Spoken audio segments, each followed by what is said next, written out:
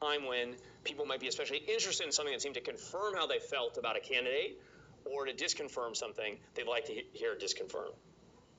The second problem is what's called directionally motivated reasoning. So all of those factors that are causing people to feel so strongly about politics and become so polarized mean that when we encounter that information, our directional preferences about what's true often override our motivation to hold an accurate belief, right? The side we'd like to be correct, right? We often conclude they have the stronger argument. They have the more persuasive claim, okay?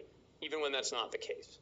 So this raises a real challenge for fact checkers or for information providers of any sort, including everyone here, right? So the first question you might think about in terms of fact checking as a potential response to fake news and misinformation more generally is in terms of selective exposure. Do people read them?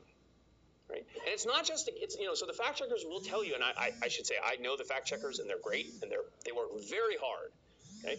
And they do have very large audiences now compared to where they were not very long ago. But what you might think about is, are the right people reading fact checks? And are they reading fact checks of the right claims, right? It may be the case that the people reading fact checks are not necessarily the ones who are holding the given misperception in question, right? And it might even be the case that you read fact checks, but you read the fact check of the claim by the other side that you don't want to be true, right? So it's not good enough to say, well, fact checks are out there and some people are reading them. You really want to think about targeting. Is the person whose mind you think could be changed by the fact check being reached by that fact check, okay?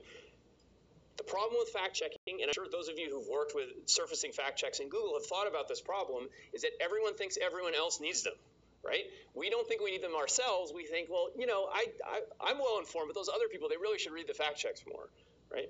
And that's been an obstacle to all sorts of technological solutions to this, right? This is something where the demand among the people to read the fact checks isn't often as strong as we'd like, okay?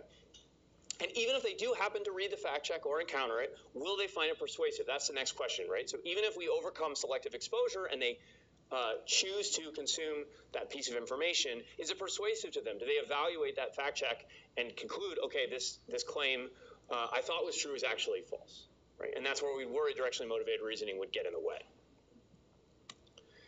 When you think about fake news in 2016 election, though, I want to encourage you to go beyond the psychological factors we've been talking about and think about the supply side, as DJ alluded to, not just the demand side. Okay? Human psychology isn't going to change, right? Political scientists can tell you polarization is not going away. Okay? So for both of those reasons, trying to change the extent to which people engage in selective exposure and directionally motivated reasoning is going to be very difficult. Okay? There may be ways to mitigate it on the margin, and DJ gave you some suggestions of how we might do that. But we also have to think about the supply side. Okay? There's a reason that people entered this market. Right? There were entrepreneurs who were attracted to this market. You've all read, I assume, about the Macedonian teenagers who across the ocean said, I can buy a new guitar if I write fake news stories for American audiences and sell ads against them. Right? So the financial incentives played a really big role here. The partisanship that people had made it financially attractive to create content that would attract audiences you could sell ads against. Right? So the ad networks are playing an important role here. Okay? The second factor that's really important is distribution mechanisms, right? And Facebook seems to have played, as I'll show you some more direct evidence for this in a moment, but Facebook in particular seems to have played a key role in distributing fake news. Okay? The reporting we have about the publishers of fake news is that they would go seed those articles into pro-Trump Facebook groups as a distribution mechanism, and people in those groups would then push them out. And that was part of how they would get these stories to wide distribution. Okay? So those sorts of platforms are, potentially enabling the spread of bad information, not just good. Okay? And the final factor, of course, is that negative partisanship, as DJ emphasized to you, is so powerful now. It's not just polarization, it's not just partisanship, it's how much people don't like the other side.